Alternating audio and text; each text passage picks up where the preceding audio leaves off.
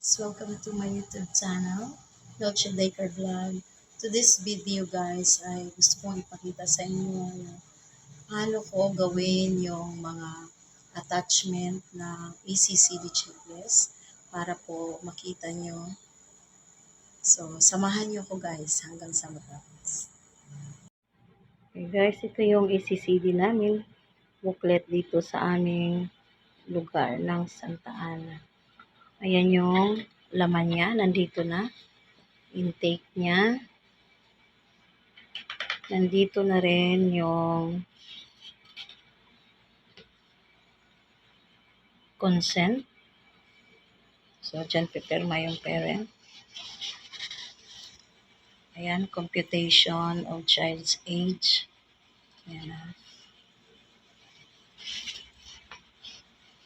So, yung mga domain, yung 7 domain, gross motor, fine motor, ayan, diba?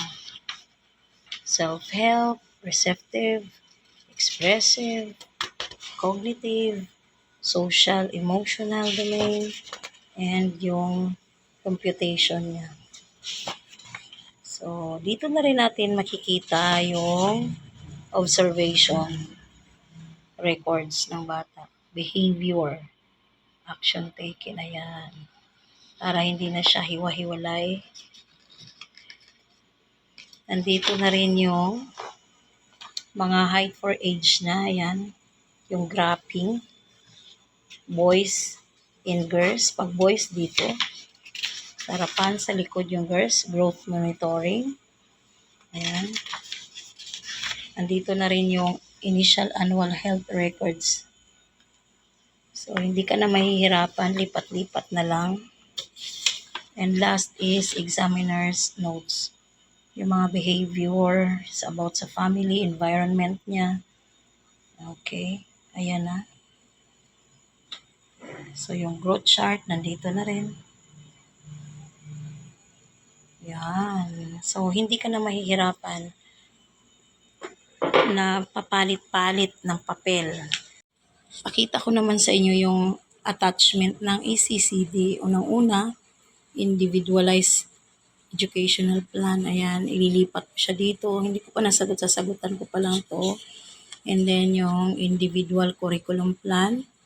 Ayan. Ayan, sasagutan mo yung lahat yan. And then, yung another attachment uli.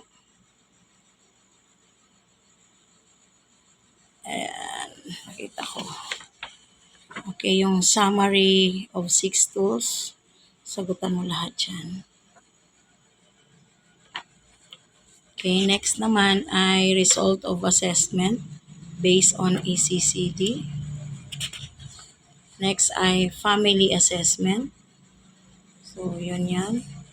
And then, yung parents conference. Yan. Alam niyo naman siguro kung ano yung mga dapat nyo i-discuss sa parents. Ayan siya. So, yung isa pa dito guys ay yung continuing report, which is i-attach nila yung kanilang